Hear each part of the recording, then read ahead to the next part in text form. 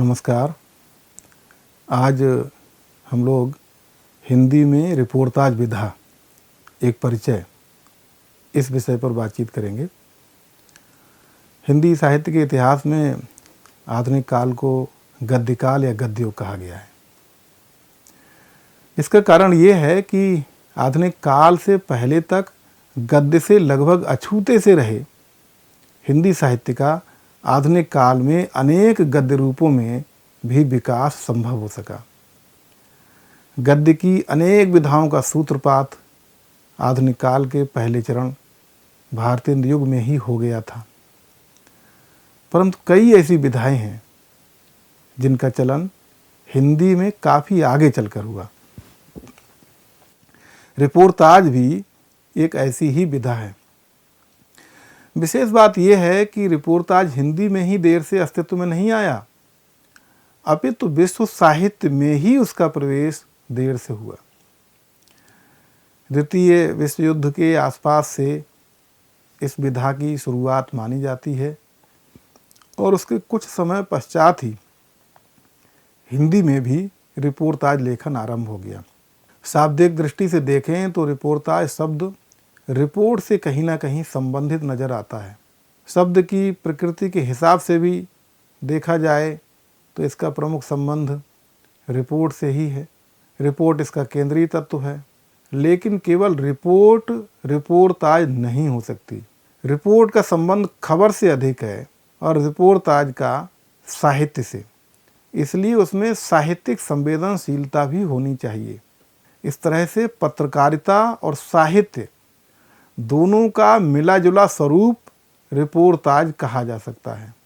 किसी विशेष घटना या परिस्थिति का आंखों देखा विवरण इसमें साहित्यिक शैली में प्रस्तुत किया जाता है, इसलिए इसमें पत्रकारिता के साथ साथ यात्रा वृत्तांत, संस्मरण, रेखाचित्र, कथा, निबंध आदि के तत्व भी बीच बीच में समाहित हो जाते हैं। रिपोर्ताज लेखक के मनोभावों, संवेदनों और सरोकारों की अभिव्यक्ति भी इसमें परोक्षता हो जाती है। इस तरह भाषिक दृष्टि से रिपोर्ट से संबंध होते हुए भी रिपोर्ताज अपने स्वरूप में उससे भिन्न होता है। ऐसे रिपोर्ताज शब्द फ्रांसीसी भाषा का शब्द माना जाता है। डॉक्टर नगेंद्र द्वारा संपादित हिंदी साहित्य का इतिहास में लिखा गया है, रिपोर्ताज फ्रांसीसी भाषा का शब्द है तथा इसकी गणना नव्यतम साहित्य रूपों के अंतर्गत की जाती है।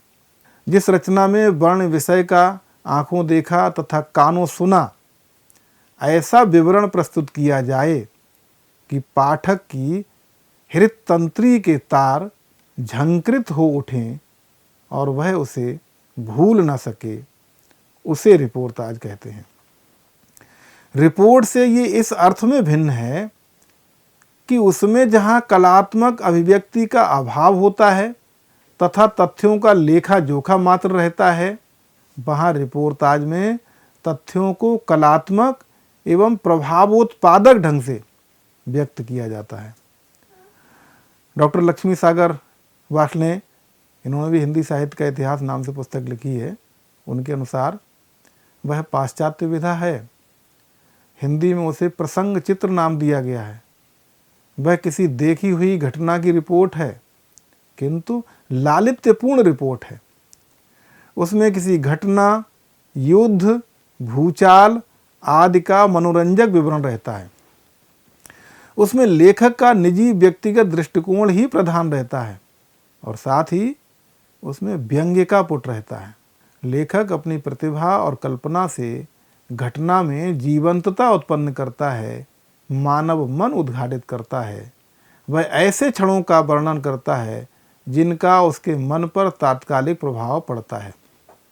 रिपोर्ताज को ही स्पष्ट करने के लिए, उसकी परिभाषा को पूर्णता देने के लिए डॉक्टर हरिशंकर दुबे की एक परिभाषा भी हम लोग देखेंगे। फणीश्वरनाथ रेणु व्यक्तित्व और कृतित्व पुस्तक में वे लिखते हैं, जो अभूतपूर्व घट रहा है, लेखक उसका गवाह ही नहीं, स्वयं उसमें से गुजर रहा है। उसकी यथाशक्ति और प्रामाणिक अभिव्यक्ति रिपोर्ताज है। बाढ़ भुखमरी, युद्ध और इनसे उत्पन्न यातना मनुष्य की नियति और उसे सहते रहने की भीतरी त्रासदी रिपोर्ताज का कथ्य है। इस विधा की शुरुआत पहल यूरोप में हुई मानी जाती है, पर महत्वपूर्ण बात यह है कि हिंदी में भी इस विधा को आने में बहुत देर नहीं हुई। द्वितीय विश्व युद्ध के आसपास इस विधा का लेखन शुरू हुआ और हिंदी में भी लगभग उसी समय के आसपास रिपोर्ताज लिखे जाने लगे। हिंदी में पहला रिपोर्ताज और उसका लेखक कौन है, इसको लेकर विद्वानों में थोड़ा मतभेद है। कुछ लोग भारतेंदु हरिश्चंद्र द्वारा लिखित जनवरी 1870 की हरिश्चंद्र चंद्रिका में प्रकाशित दिल्ली दरबार दर्पण से इसकी शुरुआत मानते हैं, तो कुछ चंडी प्रसाद सिंह के युवराज की यात्रा, बद्री नारायण चौधरी प्रेमघन के बुढ़वा मंगल और माधव प्रसाद मिश्र के पिंजरा पोल के नाम इस संदर्भ में लेते हैं। कन्हैयालाल मिश्र प्रभाकर द्वारा गुरुकुल कांगड़ी हरिद्वार के रजत जयंती समारोह जो कि 1927 में हुआ था के संदर्भ में लिखे गए एक महान महोत्सव में रिपोर्ताज को भी कुछ लोग पहला रिपोर्ताज बताते हैं, लेकिन डॉक्टर नगेंद्र द्वारा संपादित हिंदी साहित्य के इतिहास में लिखा गया है, इस रचना विधा का प्रादुर्भाव सन 1936 के आसपास द्वितीय विश्व युद्ध के समय हुआ था। रूसी साहित्यकारों ने इसका विशेष प्रचार प्रसार किया तथा लिया रेंग ने रिपोर्ताज के कुशल लेखक के रूप में सर्वाधिक प्रतिष्ठा प्राप्त की। हिंदी में रिपोर्ताज लेखन की परंपरा शिवदान सिंह चौहान की रचना लक्ष्मीपुरा दिसंबर 1938 से आरंभ हुई। हंस के समाचार और विचार तथा अपना देश स्तंभों के अंतर्गत भी उनकी इस शैली की अनेक रचनाएं प्रकाशित हुईं, जिनमें मौत के खिलाफ जिंदगी की लड़ाई विशेष रूप से उल्लेखनीय है। हिंदी रिपोर्ताज के उद्भव के विषय में भले विद्वानों में मतभेद हो, पर इसमें कोई दिमत नहीं कि आज रिपोर्ताज हिंदी साहित्य की एक स्थापित विधा है, जिसको समृद्ध करने में अनेक रचनाकारों ने अपना योगदान दिया है। यद्यपि सिर्फ रिपोर्ताज विधा को ही अपनाकर साहित्य जगत में अपना नाम कमाने वाले, या यूं कहें कि मात्र रिपोर्ताजकार के रूप में ही अपनी पहचान रखने वाले किसी लेखक का नाम तो बताना मुश्किल होगा, परंतु कई ऐसे बड़े रचनाकार हिंदी में अवश्य हुए हैं जिनकी पहचान भले ही कवि या कथाकार या अन्य किसी विधा लेखक के रूप में हो, परंतु उन्होंने एक रिपोर्ताज लेखक के रूप में भी अपनी अमिट छाप साहित्य में छोड़ी है। धर्मवीर भारती, फणीश्वर नाथ रेणु, कन्हैयालाल मिश्र प्रभाकर, रघुवीर सहाय, निर्मल वर्मा जैसे कितने ही बड़े नाम हैं जो अपने रिपोर्ताज लेखन के लिए भी प्रसिद्ध हुए हैं। हिंदी में रिपोर्ताज विधा को सशक्त और समृद्ध करने में साहित्यिक पत्र पत्रिकाओं का बड़ा योगदान रहा है। विशाल भारत, हंस, धर्मयुग, विश्वमित्र, साप्ताहिक हिंदुस्तान, दिनमान, सारिका आदि बड़ी पत्रिकाओं ने सतत और अच्छे रिपोर्ताज छापकर इस विधा को हिंदी में बढ़ावा दिया। स्वाधीनता के पहले हंस और विशाल भारत जैसी पत्रिकाओं ने रिपोर्ताज संबंधी नियमित स्तंभ छापकर रिपोर्ताज लेखन के विकास में अपनी महती भूमिका का निर्वहन किया। बंगाल के अकाल पर लिखे गए रांगे राघव के रिपोर्ताजों से संबंधित 1946 में छपी पुस्तक तूफान के बीच को हिंदी का पहला पुस्तकाकार रिपोर्ताज संग्रह माना जाता है। बंगाल का अकाल, भारत बांग्लादेश युद्ध, भारत पाकिस्तान युद्ध आदि पर कई अच्छे लेखकों ने रिपोर्ताज लिखे। कन्हैयालाल मिश्र प्रभाकर, प्रकाश चंद्र गुप्त, अमृत राय, उपेंद्र नाथ अस्क, भगवत शरण उपाध्याय, रामकुमार, लक्ष्मी चंद जैन, बनारसी दास चतुर्वेदी, अज्ञेय, अक्षय कुमार जैन, प्रभाकर माचवे और श्रीकांत वर्मा आदि ऐसे लेखक हैं जिन्होंने स्वतंत्रता प्राप्ति से पहले भी और बाद में भी रिपोर्टाज लिखे। कन्हैयालाल मिश्र प्रभाकर के क्षण बोले कण मुस्काए संग्रह में मस्जिद की मीनारें बोलीं, रॉबर्ट नर्सिंग होम में लाल किले की ऊंची दीवार से लोहे के स्टैच्यू बोल उठे, कुंभ महान और कांग्रेस महासमिति के अधिवेशन में रिपोर्टाज महत्वपूर्ण है। प्रकाश चंद्र गुप्त के अल्मोड़े का बाजार, बंगाल का अकाल, अमृत राय के लाल धरती, भगवत शरण उपाध्याय के इतिहास के पन्नों पर संग्रहों में भी कुछ रिपोर्टाज संग्रहित हैं।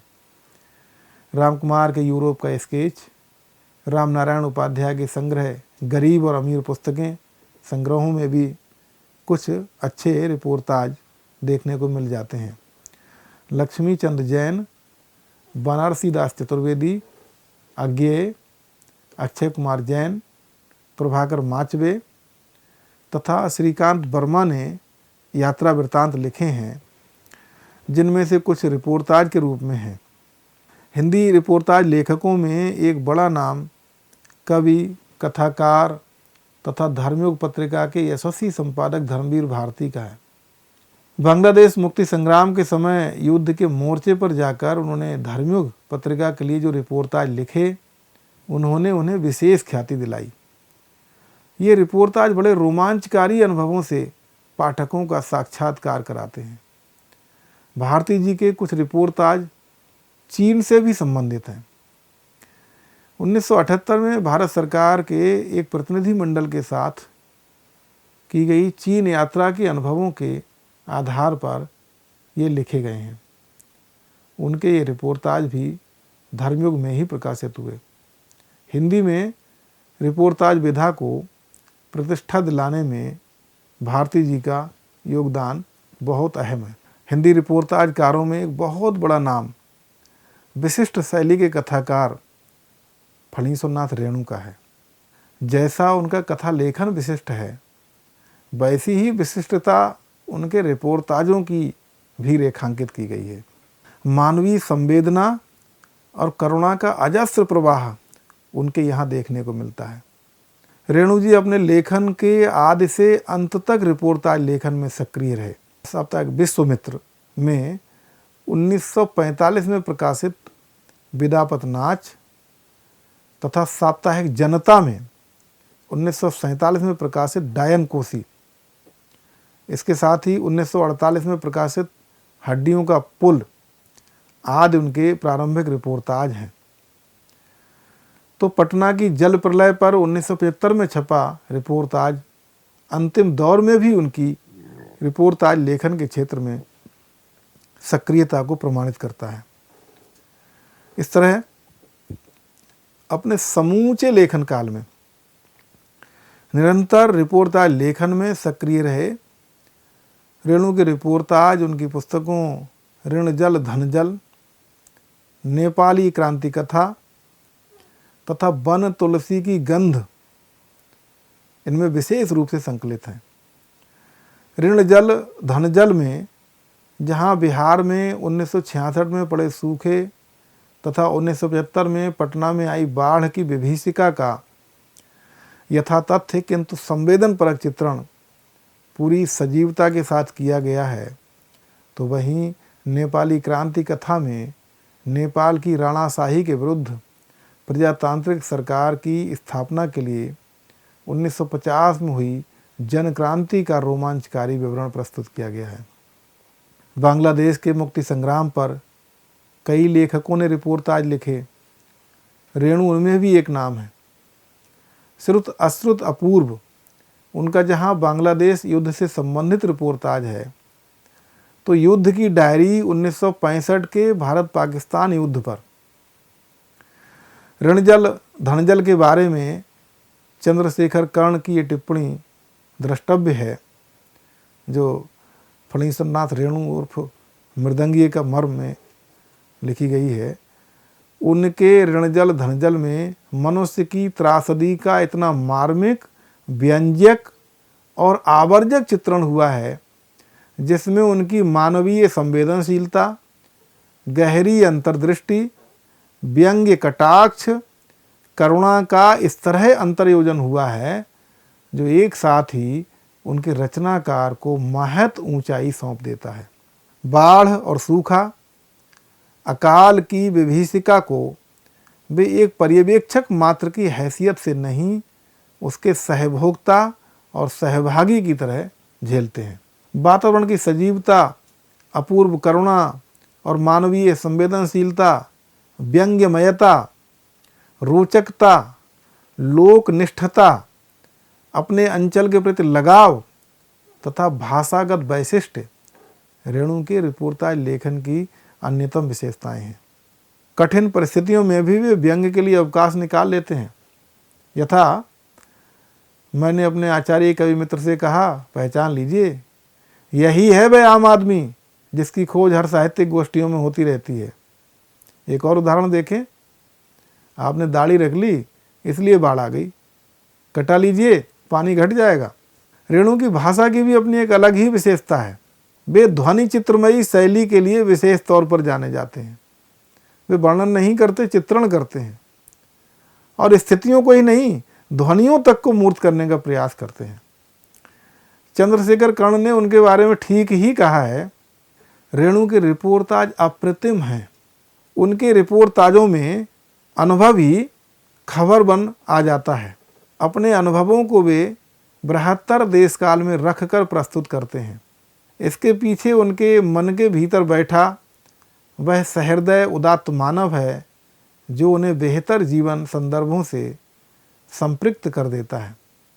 वे घटना, स्थिति तथा मानवीय संवेदना को अपनी अतल स्पर्शी दृष्टि से देखते हैं, उनमें नया अर्थ पैदा करते हैं। रेणु के रिपोर्टाजों में ये गुणवत्ता उनके जनता से लगाव और प्रेम से आई है। रेणु के रिपोर्टाज सम्मोहित करते हैं। आशा, निराशा, निर्विकार भाव मन को गहरे तक छूते हैं। फणीश्वर नाथ रेणु अर्थात मृदंगीय का मर्म पुस्तक में ये टिप्पणी चंद्रशेखर कर्ण ने की है। दिनमान पत्रिका के संपादक रहे रघुवीर सहाय एक अन्य चर्चित रिपोर्टाजकार हैं। वे और नहीं होंगे जो मारे जाएंगे उनका महत्वपूर्ण संग्रह है, जिसमें उनके रिपोर्टाज संकलित हैं।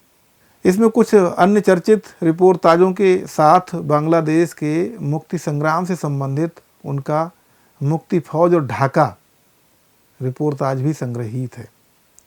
पेशे से पत्रकार रघुवीर सहाय मूलतः कवि हैं और उनकी कविताओं में रिपोर्टाज का तथा रिपोर्टाजों में काव्यात्मक संवेदना का संश्लेषण होता है, ऐसा आलोचकों का मानना है।